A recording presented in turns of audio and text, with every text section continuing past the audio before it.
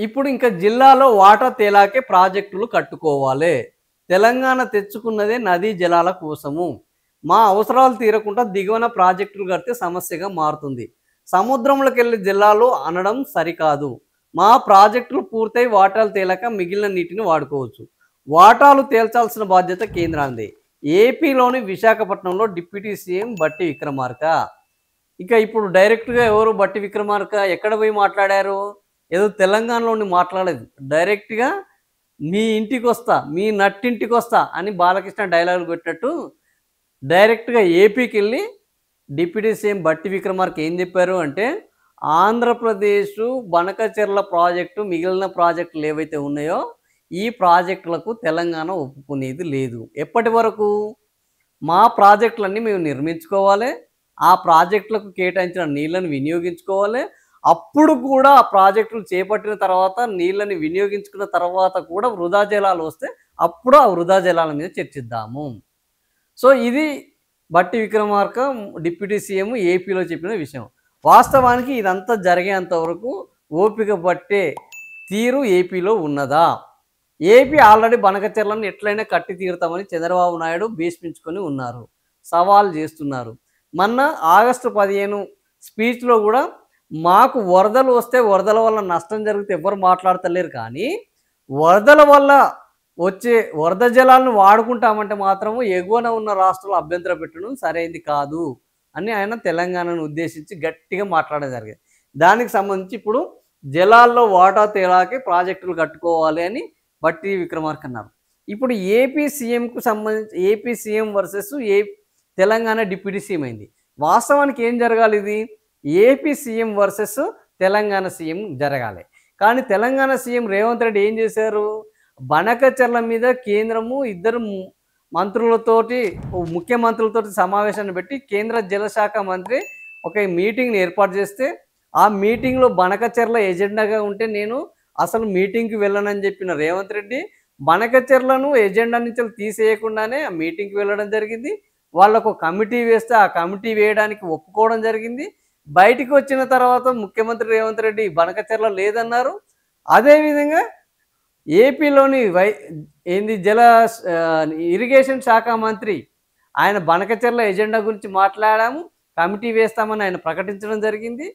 ఆ కమిటీని వేయడానికి కూడా మొత్తం సభ్యుల సంఖ్యను నిర్ధారించడం జరిగింది. ఇదంతా జరిగిన తర్వాత ఏపీ సీఎం ఈ బనకచెర్ల మీద వ్యాఖ్యలు చేస్తున్నారు. కానీ ముఖ్యమంత్రి రేవంత్ రెడ్డి మాత్రం బనకచెర్ల పేరును తీసుకోవడం లేదు. మొన్న 15 ఆగస్టులో కూడా మా నీళ్ళ వాటాను మేము సాధించుకుంటామన్నారు తప్ప బనకచెర్లను కట్టనివ్వమని ఎక్కడ కూడా ఎవరు సీఎం రేవంత్ రెడ్డి మాట్లాడింది లేదు. సో సీఎం రేవంత్ రెడ్డి మాట్లాడట్లేదు. తెలంగాణ డిప్యూటీ సీఎం బట్టి విక్రమార్క మాట్లాడుతున్నారు. ఏం జరుగుతుంది అంటే సీఎం మాట్లాడని విషయం మీద బట్టి విక్రమార్క మాట్లాడుతున్నారు. ఒక్క విషయం మీద మాట్లాడితేనే కాదు, రాజగోపాల్ రెడ్డి విషయం మీద కూడా ఇప్పటి వరకు సీఎం రేవంత్ రెడ్డి ఒక్క వ్యాఖ్య కూడా చేయలేదు. కానీ బట్టి విక్రమార్క చాలా వ్యూహాత్మకంగా ఒక వ్యాఖ్య చేశారు. రాజగోపాల్ రెడ్డి పార్టీ మారేటప్పుడు రాజగోపాల్ రెడ్డికి మంత్రి పదవి ఇస్తానన్నది నిజమే అని చెప్పారు. అంటే ఇప్పుడు మంత్రి పదవి ఇవ్వడం పట్ల రాజగోపాల్ రెడ్డికి బట్టి విక్రమార్క సపోర్ట్ చేశారు. కానీ రాజగోపాల్ రెడ్డి ఎవరిని టార్గెట్ చేస్తున్నారు? ముఖ్యమంత్రి రేవంత్ రెడ్డిని టార్గెట్ చేస్తున్నారు. ఏమని? నువ్వు నాకు మంత్రి పదవి ఇవ్వకపోతే నేను డైరెక్ట్గా నీ ముఖ్యమంత్రి పదవికి ఎసరు పెడతాను అంటున్నాడు. అంతేకాకుండా సీఎం రేవంత్ రెడ్డి సరైన విధంగా వ్యవహరించడం లేదు, నిధులు ఇవ్వడం లేదు, పాలన సరిగ్గా చేయడం లేదు అని కూడా మాట్లాడడం జరుగుతుంది. సో ఇప్పుడు ఇద్దరికి మధ్య రాజగోపాల్ రెడ్డి వర్సెస్ రేవంత్ రెడ్డిగా మారుతున్న సమయంలో బట్టి విక్రమార్క అటు రాజగోపాల్ రెడ్డి వైపు మారారు. AP CM versus Telangana CM మారుతున్న నేపథ్యంలో తెలంగాణ సీఎం మౌనంగా ఉంటే డిప్యూటీ సీఎం దాని మీద మాట్లాడడం జరుగుతుంది. సో ఈ మాటలన్నీ దేనికి నిదర్శనము అంటే ఆల్రెడీ తెలంగాణలో సీఎం పదవి మారుతుంది డిసెంబర్ నాటికి. ఇప్పటికే రాహుల్ గాంధీ సీఎం రేవంత్ రెడ్డికి అపాయింట్మెంట్ ఇవ్వడం లేదు. అదేవిధంగా రాహుల్ గాంధీ అక్కడే ఉండి మహాధర్నా చేపడితే అక్కడ రాలేదు.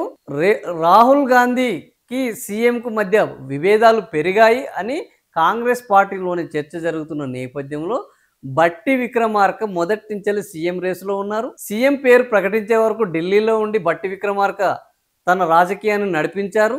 అంతకుముందు 3 ఉప ముఖ్యమంత్రి పదవులు ఇస్తామని భావించిన వార్తలు వచ్చిన బట్టి విక్రమార్క వెళ్ళి ఒక్క ఉప ముఖ్యమంత్రి నా పేరు మాత్రమే ఉండాలి, తెలంగాణ సీఎంతో పాటు నా ఫోటో ప్రతి చోట కనిపించాలి, ఎక్కడ తక్కువైనా నేను ఒప్పుకునేది లేదు, కాంగ్రెస్ పార్టీకి లాయల్గా ఉన్నది మేము ఎప్పటి నుంచో కొట్లాడుతుంటే మమ్మల్ని కాదని ఇటీవలనే కాంగ్రెస్ పార్టీకి వచ్చిన వ్యక్తిని రేవంత్ రెడ్డిని సీఎం చేయడం వల్ల ఈ పార్టీ ఇస్తున్న మెసేజ్ తప్పుడుగా వెళ్తుంది.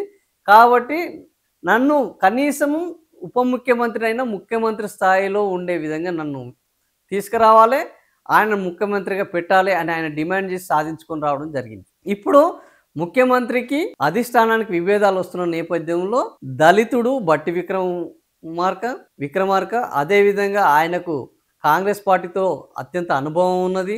ఆయన గతంలో మంత్రిగా పనిచేశారు, ఎల్పీ లీడర్గా పనిచేశారు. సో రాజశేఖర రెడ్డి ఆహార్యము, రైతులకు సంబంధించిన ఆహార్యము ఇవన్నీ ఉన్న నేపథ్యంలో రేపు సీఎం రేసులో రెడ్డి కాకుండా రెడ్డికి ఇస్తే ఇప్పుడు బీసీ వివాదం నడుస్తున్నది, రెడ్డికి ఇస్తే ఇంకా ప్రమాదం జరుగుతుంది.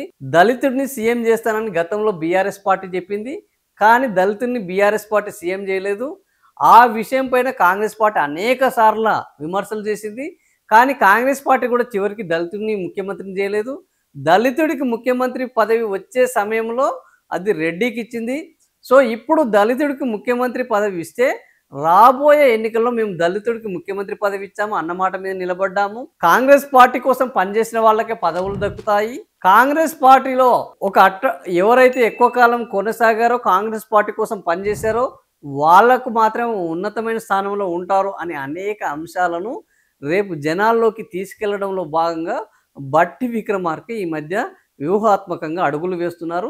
ఈయన ఆ వ్యూహాత్మకంగా అడుగులు వేయడం వెనక అధిష్టానం యొక్క అండ ఉన్నది అనేది ఈరోజు కాంగ్రెస్ పార్టీలో చర్చ జరుగుతుంది. మరి రేవంత్ రెడ్డి మొదటి నుంచి కూడా తనకు ఎవరు కూడా వ్యతిరేకంగా బలపడకుండా అన్ని చర్యలు తీసుకుంటున్నారు.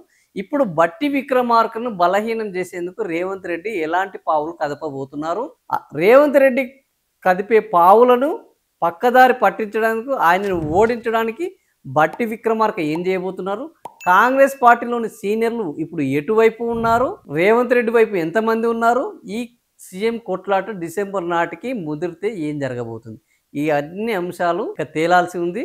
మరి బట్టి విక్రమార్క వ్యూహం గెలుస్తుందా, సీఎం రేవంత్ రెడ్డి తన స్థానాన్ని కాపాడుకుంటారా, ఇది తేలాల్సిన అవసరం ఉన్నది.